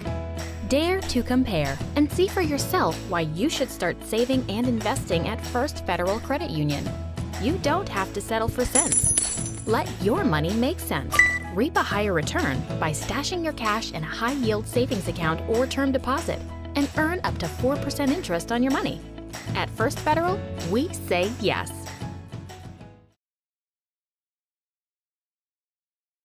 Yo, what up? It's your boy N Richie right here at Studio 327. I'm here to give you the promo that you guys need because this is something special for St. Kitts. I'm telling you, tune in to Good Morning SKN, 8 a.m. to 10 a.m. on YouTube, Facebook, and on Moment Channel 4. Also, I realize nobody else is doing this. Follow the Good Morning SKN Instagram at Good Morning SKN and the Studio 327 Inc. Instagram. Follow us on YouTube and Facebook. This is pretty long, but follow us and yeah.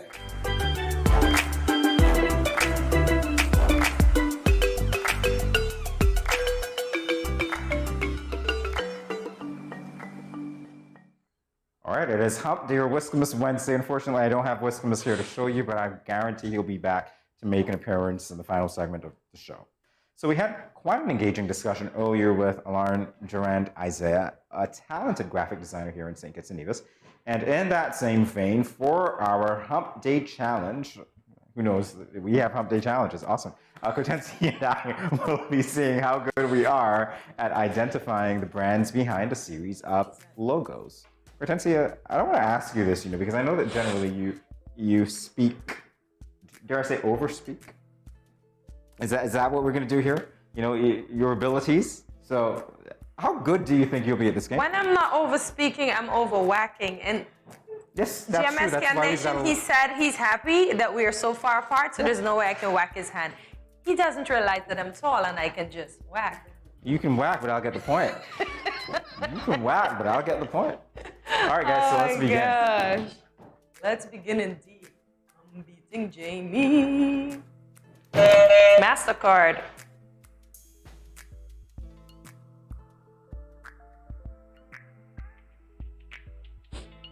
I get it. Now. Apple. I was first. Toyota. Mitsubishi. Toyota. Did I just mess Mitsubishi and Toyota? They're gonna get me. Louis Vuitton. Yeah, it takes a woman to know that one. Take that back. Where's your purse? Want to show it to me? I don't know. I cannot. Windows. Microsoft. Windows. Take it. It's a bunch of windows, eh? Different colors. The panes of the windows. PayPal. Why you gotta be so rushy? It's the name of the game. In case you didn't notice. Okay, I'm gonna get you back. I need my point upgraded. Thank you very much. I'm keeping an eye. They were working on it. Nike. That was me. Jamie was slow.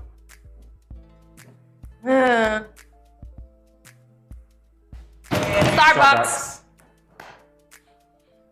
You just hit and then you... That was me. You literally... No. Guys, watch the playback. I am looking and then I'm hitting. Watch the playback to see I am not cheating. Plus, right now I'm drinking out of a Starbucks coffee cup. Yeah, so I know my logo. So then that was not fair. I know my... So that one needs to be struck from the record. No, I love coffee. I'm a connoisseur. So, Jeremy, do you want to know what I'm drinking out of right now? Starbucks. Why don't you show me a logo that I'm drinking out of right now? A red teacup. Let's level the playing field here. Warner Brothers. I buzzed first. Really? Warner Brothers, thank you very much. It's great. These things can't be right. They just can't be. Adidas. He got that one. I got tongue-tied, but I knew what it was. That's fine. Keep getting tongue-tied. Oh. You can keep getting tongue-tied. McDonald's. I said it first. I'm loving it. Who got that? Okay. Me. We got it both. Not fair. LG. Why? I have a friend whose name is Alicia. Last name G. All right. LG. You did LG already. Hey, Alicia. Pepsi. Get your life. Takes a foodie to know that one. No, it doesn't. Digicel. That's the one. That's digital. The upside down D with the 2 dots from the eye. Just loving it here, you know. Puma. I said it first. It doesn't matter.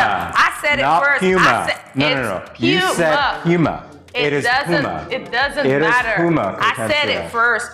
Hortensia. Puma, whoever. I said it Hortensia, first. you said Puma. Puma. The brand is Puma. If you were to go to the country where I originate from, we say Puma. We don't say no Puma. Don't make it right. We're not bougie in it. I said it first. It does Hortensia not gets the make point. it right. Is this what we're doing now, guys? Seriously, is this what we're doing? We're naming the brand, but you can mispronounce the brand. Okay, I got You can it. mispronounce the brand once you know what your brand is, right? This is... Beats. And I'm gonna beat you. I'm still challenging that point. I'm still challenging that point. Because Keep challenging. Puma. You keep challenging. I'll be bouncing along with my beats. It was by not Dr. Dre. Puma. Oh yeah. Pay less. Doesn't it feel good to pay less? I'm sorry, can we call it Paylese? Is that, can we do that? Can we say it's Paylese? Pay less. Of course, 2 words that are quite clear. Like Puma. Like I'm what? I'm not saying no Puma. Puma. Proud of it. Wow, she owned it. The wrong thing. And she got the point. And she keeps saying it. Puma. Puma. Oh my gosh. Unbelievable. Oh my gosh, I know this. Kababa. I don't know. I know it, but I don't know it. What? Kababa? What? I just made up my own thing. He don't know. What is He that? don't know. Let's let it go. He doesn't No, know. I pass. I really don't know. He don't know. Caravana Trade. I thought so, you know, but then I didn't think we would have used the local logo. Yeah. So how do you pronounce that, Cortencia? I said Kababa. Didn't you hear me? Okay, I'm just asking. Like Puma. I'm sticking How many to ways can you get that wrong? Let's go. Kababa. Caribbeana? Perhaps? Caribbeana? Caribana. Okay, just checking. Yeah, Caribana. No, you can't pronounce it right. Oh, what is Target. Oh, man. Target. I was going to say, what is Target? I still want the other point for No, Puma. it's called Puma. Because it's not Puma. This is why you should have said it first. I said it correctly. British Airways, I thank you. Takes a flight attendant to know that. No, it doesn't. Just say. Take it Anybody back. else realizing how skewed these questions are? Payless, Louis Vuitton, British Airways. I'm just asking here. They shouldn't. Mitsubishi. All right. I'm getting tongue-tied with the cars. Don't worry. That's fine. Mhm. Bring more cars. Bring more Just cars. saying. I still want Is my this point it? adjustment for Puma. Fruit of the Loom. I said it first. Stand down. Just because you make noise doesn't make it right, Hortensia. There we go. I got it. I still want my 11. We should be tied right now after Puma. Never. We really should be tied. Puma. We should be tied. Nestle. Pew.